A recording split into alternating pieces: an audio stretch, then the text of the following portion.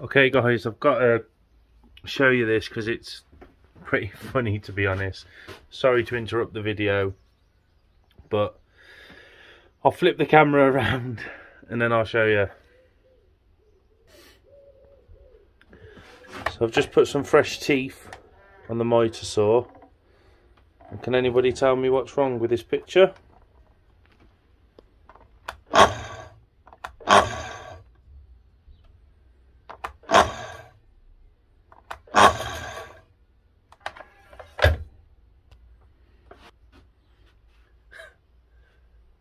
Put your answer down in the comments to the absolute clown of a move.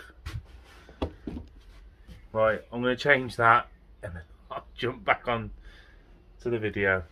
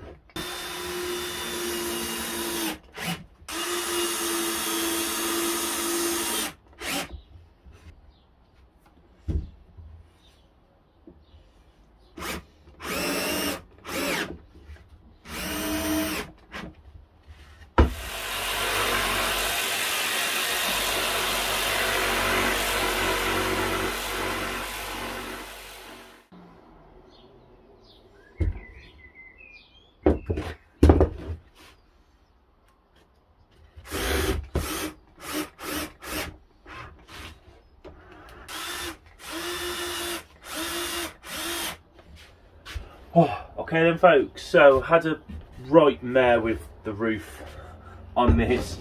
Yeah, it was a right mare, to be fair.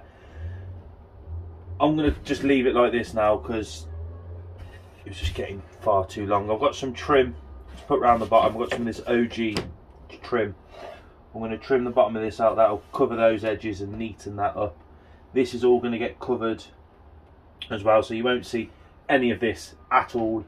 And then this block, I've got a really good purchase now for my cap and finial to go on. So I'm going to crack on with this now, and then I'll probably catch you at the end when it's all done, unless I make another cock up in any way. So yeah. Just a quick little tip before I cut this one. When you cut in moulding or anything like this, you can put in a sacrificial fence which would have a zero clearance cut, so both sides of the trim would be covered and you won't get any blowout. But what I find just as effective is I've just turned the saw down just a couple of speed levels, line your mark up and just take that cut very slowly. Don't push into it, just let the blade do the work. It's a nice new blade, and it gives a perfect cut with no blowout.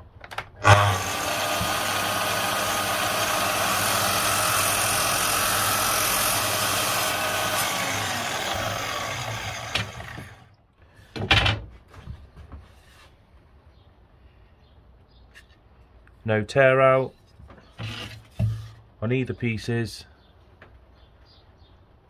Perfect. And just another little tip as well, cut yourself a scrap piece of the moulding or whatever you're using, cut the angles on opposite side, and what you can use that for, make sure it's long enough, 3 or 4 inches, just to give you a good register of where the moulding's going, and you can use that as a gauge and a guide to putting this on, because sometimes it doesn't always go where you think it does in regards to the cut of the angle. But if you've actually got a mitre cut on there, you can actually see where it all sits nice and tight, and you'll never make a mistake. So I'm going to crack on with this now, and I'll catch you in a bit.